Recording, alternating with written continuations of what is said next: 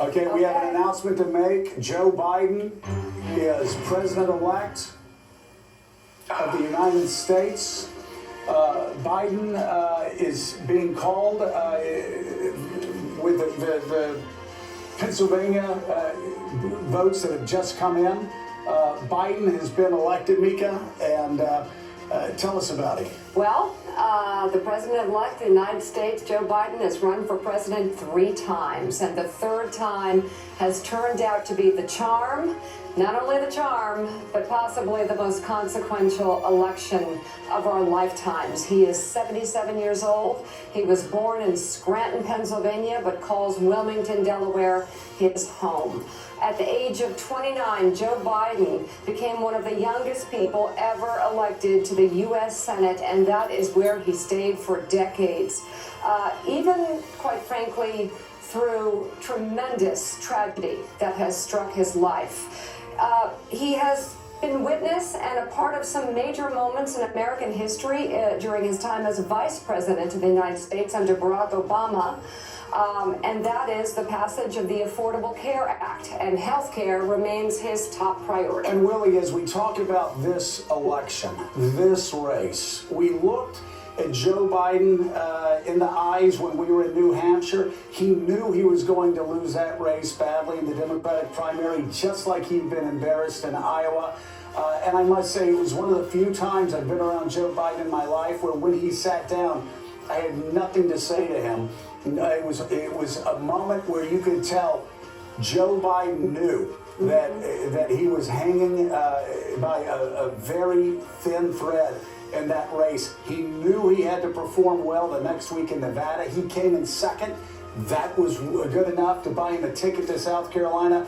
And then, Willie, I must say, what happened over the next week in South Carolina? What happened when Jim Clyburn endorsed him? What happened when black voters, especially women black voters across the state of South Carolina, came out en masse to support his candidacy? Joe Biden was on his way.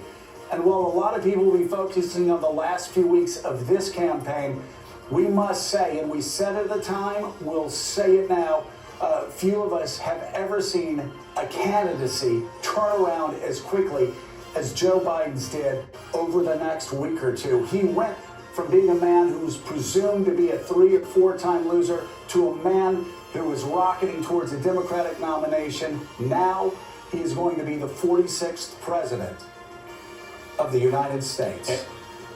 An extraordinary election in so many ways, not the least of which is that it was conducted in the middle of a pandemic, a campaign unlike we've ever seen before.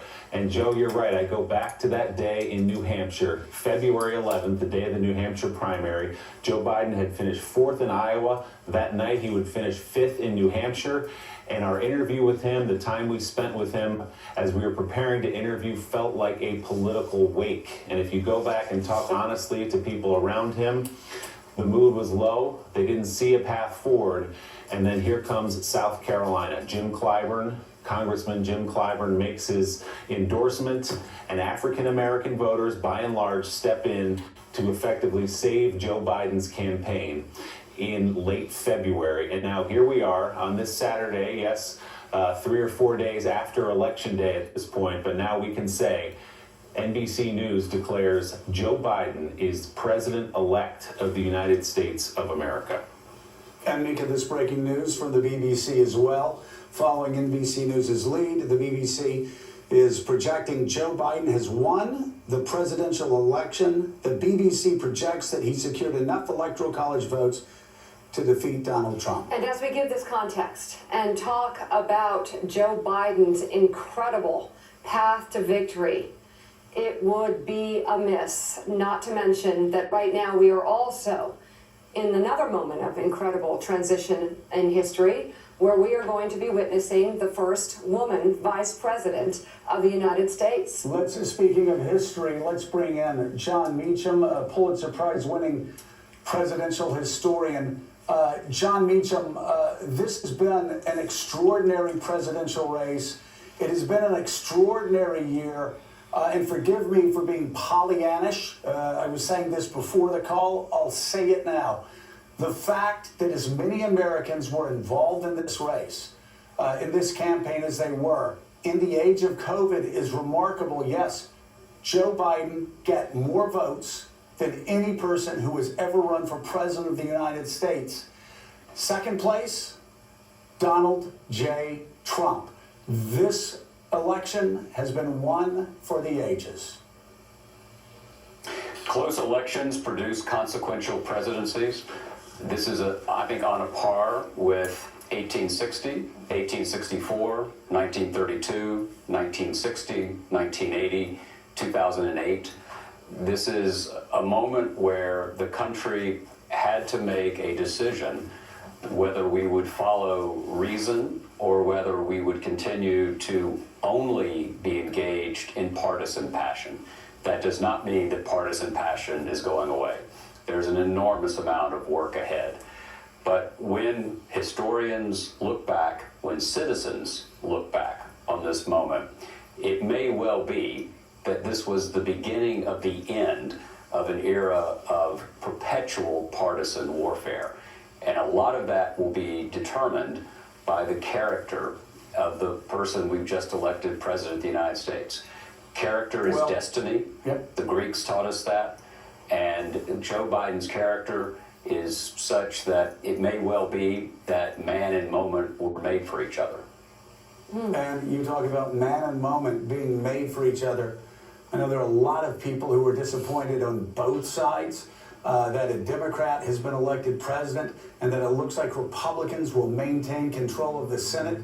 But we actually have people that are going to be running Washington, D.C.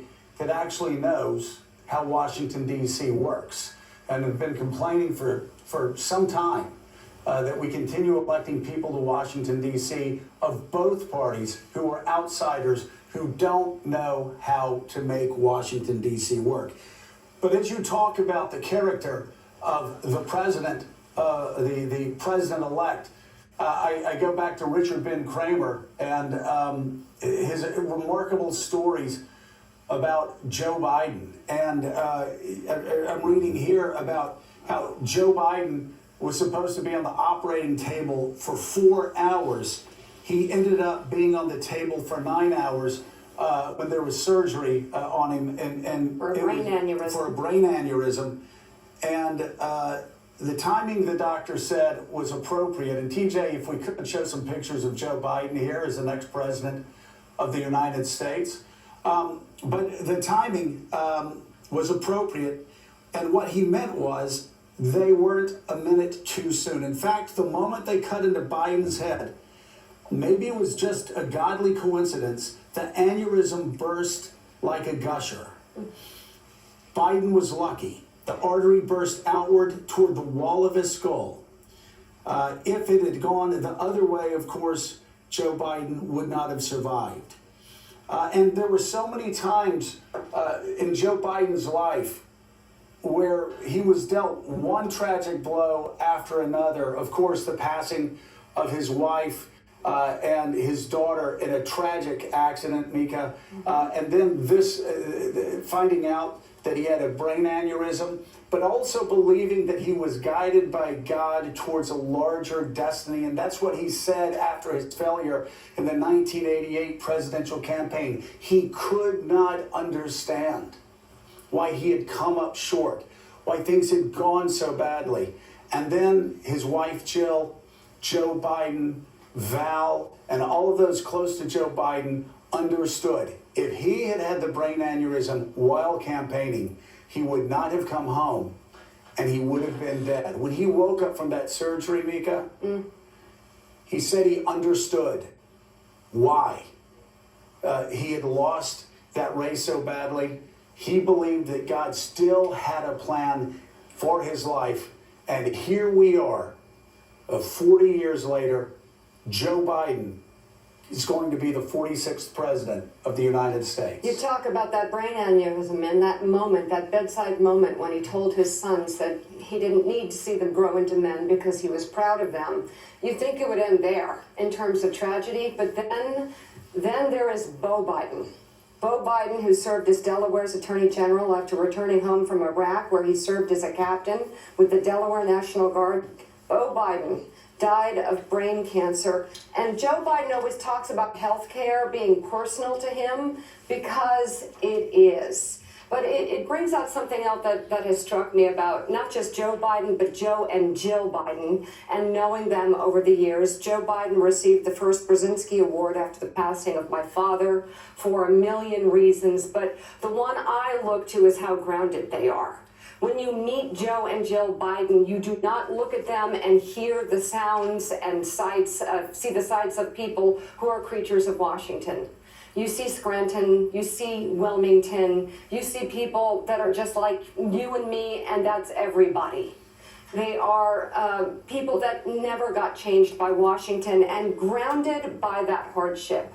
Instead of broken by it, grounded by it, and God bless them, they want to go back to Washington after serving there for decades, and then those 8 years serving under President Barack Obama. A lot of people after something like that, they just want to go home. They just want to get a break. No, Joe Biden wants to go back and serve. More news outlets now calling this race, saying it is over. The Washington Post declaring right now, Joe Biden projected to be the nation's 46th president, elected to lead a divided country amid a deadly pandemic. And Willie, talking about Beau Biden, Beau is a friend of our show, like many Democrats, many Republicans. He came on the show many times. We always loved him, always respected him. Was surprised that he didn't run himself to be Senator of Delaware. He could have won that, but he decided to stay where he was because he was committed to the people of Delaware. I remember talking to Joe Biden. He was on the show earlier this year with us, and we asked him if he thought about Beau every day. And he teared up, and he told us that, in fact, it was Beau he was running for. It was Beau who was on his shoulder every day, pushing him forward. And as the young boy that was in the front seat of that ambulance, racing down to Walter Reed Hospital in the middle of a snowstorm when his father was dying, it made all the sense in the world that it was Beau pushing him forward, because Beau didn't want him to get out of the 88 race. Beau wanted him to keep going. Beau wanted him to keep fighting. And let's just tell it like it is. Most Democrats in the Democratic establishment at the start of this process had very few kind words to say about Joe Biden's candidacy. They thought he was too old. They thought he was too shaken up by losing Beau. They thought he hugged too much. They thought life had delivered too many hard blows to him. They didn't think that he could win the Democratic nomination and beat Donald Trump. But time and time again over the past year, Joe Biden has exceeded expectations. Yeah, I think lost in the failures of the Trump administration and Donald Trump so controlling the airspace and the stage during this campaign is that Joe Biden and his team ran an excellent campaign. Now, it was a different campaign because we're in the middle of a pandemic. He didn't do the events he would normally do. He didn't work rope lines the way he normally would. But he resisted some of the tug left that he was encouraged by some to visit positions that may have hurt him. He was told that if you want to take this back, the central mission is to control the upper Midwest. Get back those states that Hillary Clinton lost to Donald Trump. Mission accomplished in Wisconsin and Michigan, and now we can say in the state of Pennsylvania. He grabbed back the 3 states, and he may not be done yet with, as you can see on that map, Nevada, Arizona, Georgia, North Carolina, Alaska still outstanding. But Joe, back to your point about Beau Biden, there was an incredibly moving moment, and we took it live on Tuesday on Election Day. Joe Biden visited St. Joseph's on the Brandywine, the Roman Catholic church he's attended for a long time in Wilmington, Delaware, and where his children are buried. And to go in and to say a prayer and to visit the graves of your children on the day that you hope you may be elected president of the United States tells a lot of the story of Joe Biden's life that now culminates in this moment when he is the president-elect and will become the 46th president of the United States of America. It is every parent's fear to have to bury their child. Joe Biden has had to do it twice. And he's had to bury a wife. And if you ask him how he got through that, he will tell you only his faith in God moved him forward. And with the loss, of course, of Beau, it was Jill. The same Jill Biden that Joe Biden credited with helping him dream again. Let's continue, Willie, through the breaking news. The Wall Street Journal now declaring Joe Biden is elected president of the United States. He pledged, quote, no blue states and no red states, but a united country. The Financial Times, breaking news. Joe Biden wins U.S. election after Pennsylvania triumph. And the New York Times, Joe Biden defeated President Trump and has been elected the President of the United States. He clinched the Electoral College with Pennsylvania. Willie. Scranton Joe clinches the Electoral College fittingly with Pennsylvania. And an era that began for Donald Trump in politics on an escalator ride down 5.5 years ago now ends on a Saturday where he learned this news at his golf course in Virginia, where he is currently